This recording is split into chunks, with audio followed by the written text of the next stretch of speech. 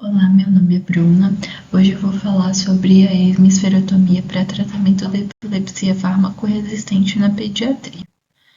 A epilepsia é uma desordem cerebral caracterizada pela predisposição duradoura para a geração de crises epiléticas e pelas suas consequências neurobiológicas, cognitivas, psicológicas e sociais.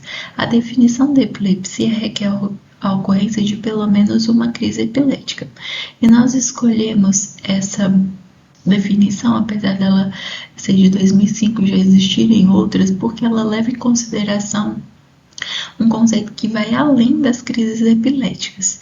A incidência da epilepsia na faixa etária pediátrica é em torno de 0,5% a 1% das crianças e 40% dos pacientes nos Estados Unidos apresentam crises epiléticas refratárias à terapia medicamentosa. E o conceito de refratariedade é a falha de se obter o controle das crises com o uso de 2 ou mais drogas em monoterapia ou combinadas, bem toleradas e adequadamente escolhidas para o tipo de crise. A epilepsia farmacoresistente, como nós sabemos, está mais frequentemente associada a alterações cognitivas e comportamentais e pior qualidade de vida nesses pacientes.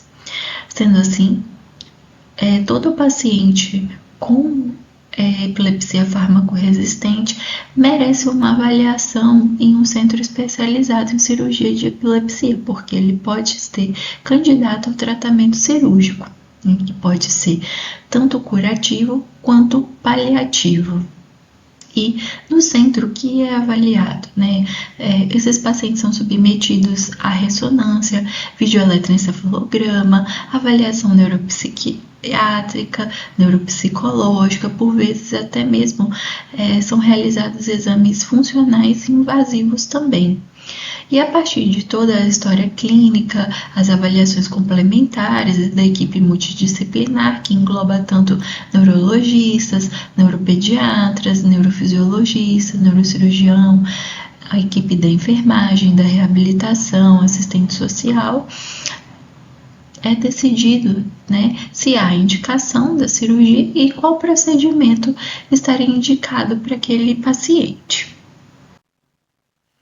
Em relação ao procedimento curativo, um deles a gente tem a cirurgia hemisférica, que consiste na remoção de um dos hemisférios juntamente com a porção dos gânglios da base ipsilaterais. E o termo hemisferectomia ele é usado de uma forma abrangente na literatura para se referir a diversas técnicas neurocirúrgicas capazes de remover ou desconectar, tanto estrutural ou funcionalmente, o hemisfério cerebral acometido. A primeira descrição da hemisferectomia é de 1928, quando Dandy utilizou a técnica para remover gliomas infiltrativos do hemisfério não dominante. Logo após, Gardner modificou a técnica para torná-la menos invasiva, com preservação dos gânglios da base. Em 1938, Mackenzie introduziu a hemisferectomia anatômica em uma criança com hemiplegia. Em 1950, Crino reportou controle de crises em 10 de 12 pacientes operados com a técnica. E a partir de então, passou a ser amplamente difundido esse procedimento para o tratamento da epilepsia refratária secundária às síndromes hemisféricas. Quase 15 anos depois, Lane descreveu as primeiras complicações tardias e depois vieram diversos relatos, mortalidade que chegava a 20% e complicações como hidrocefalia, hemosiderose superficial cerebral que giravam em torno de 17 a 35%. Devido a essas complicações, a técnica ficou em desuso por quase 20 anos, sendo retomada apenas em 1983, quando o neurocirurgião Theodor Rasmussen adotou a técnica com uma preservação de 1/3 a 1/4 do tecido cerebral. E nenhum dos pacientes apresentou complicações graves, porém, houve uma menor taxa de controle de crises no pós-operatório. Rasmussen, então, modificou a técnica, desconectando os lobos occipitais do corpo caloso e do tronco, mantendo seu suprimento sanguíneo. Ele denominou de hemisferotomia. E isso promoveu uma melhora na taxa da remissão de crises com uma baixa incidência de hidrocefalia. Esse conceito foi um marco na retomada da cirurgia hemisférica. Em 1983 também, Adams modificou a hemisferectomia tradicional, obstruindo o forame de Monro com tecido muscular e sobrepondo a dura no assoalho da fossa média e na fossa cerebral, proporcionando uma menor cavidade dural e prevenindo a comunicação com o líquor, com o objetivo de impedir tanto a hemosiderose cerebral superficial quanto outras complicações. Em 1995, Peacock conectou a cavidade da hemisferotomia com um dreno por 7 dias, e isso preveniu a hidrocefalia. Em 92, Delalande trouxe grandes mudanças com a técnica de remoção de tratos de substância branca com mínima retirada de tecido cerebral. Desde então, outras técnicas foram descritas com excelentes resultados. Destaco aqui a técnica desenvolvida por Villemur em 1995, que fez o acesso ao ventrículo por uma janela suprainfrainsular, uma calosotomia transventricular. E também de 1965 a técnica desenvolvida por Chiran, que fez a dissecção dos tratos de substância branca por meio da fissura silviana. Depois de realizada a avaliação pré-operatória, a indicação da cirurgia hemisférica são as crises que sejam refratárias ao tratamento medicamentoso e que têm origem no hemisfério cerebral, que se encontra a lesão epileptogênica e o déficit funcional. Ela também pode ser indicada para pacientes sem déficits intelectuais ou físicos e em situações, como a encefalite de Rasmussen, cuja deterioração é inevitável ou quando ressecções menores não são acompanhadas de desfecho livre de crises. Em relação às etiologias que se beneficiam da cirurgia hemisférica, destaco aqui as malformações do desenvolvimento cortical, que incluem uma gama de distúrbios de desenvolvimento, que são causas comuns do atraso e também da epilepsia. E aqui nós temos a hemimegalencefalia e a displasia cortical hemisférica. Além disso, nós temos lesões não progressivas, como as de causa vascular, traumáticas e infecciosas, como o cisto porencefálico também, nesse grupo, e o grupo também das lesões progressivas, que aqui a gente destaca tanto a síndrome de Sturge-Weber quanto a encefalite de Rasmussen. A síndrome de Sturge-Weber é uma síndrome neurocutânea rara, que é caracterizada por uma angiomatose leptomeningite que atinge principalmente lobos parietais e occipitais, mas também pode envolver todo o hemisfério. E há uma formação vascular cutânea facial, que acompanha, que é a mancha vinho do porto, ipsilateral à lesão cerebral. E a encefalite de Rasmussen, que é caracterizada pela uma doença progressiva que causa uma epilepsia focal farmacorresistente, hemiplegia e declínio cognitivo e atrofia cerebral uniemisférica. A idade média de início das crises desses pacientes é em torno ali dos 6 anos de idade. E o que mostram as séries pediátricas, Em relação ao desfecho das crises epiléticas, nós temos um desfecho livre de crises em torno ali de 59% a 89% dos casos nas séries, o que mostra, a eficácia do tratamento cirúrgico para o desfecho livre de crises.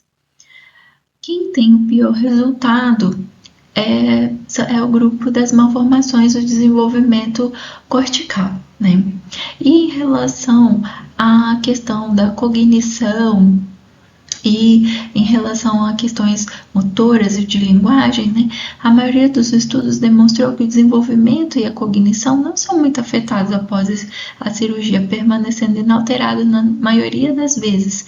E isso é considerado um desfecho bacana, né, se a gente considerar principalmente, né, a questão das etiologias progressivas, né, que por si só, por exemplo, a encefalite de Rasmussen vai levar a um declínio cognitivo, né, então você frear a progressão da doença, isso já é um resultado muito satisfatório.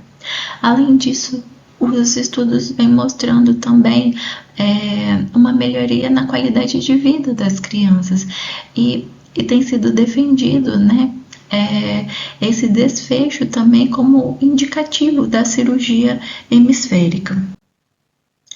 E o que influencia positivamente no desfecho? Então, se existe um curto período entre o início da epilepsia e a cirurgia, o controle das crises no pós-operatório, um maior coeficiente de desenvolvimento, então uma cognição melhor no pré-operatório, e as etiologias adquiridas ou progressivas têm um melhor prognóstico, né, do que as malformações do desenvolvimento cortical. Em relação a complicações, né, na série que a gente fez, né, num trabalho no nosso serviço do CIREP, nós encontramos uma taxa de complicação de hidrocefalia e meningite em torno de 9% dos pacientes, que está em concordância com a literatura, né, que é em torno ali de 11%.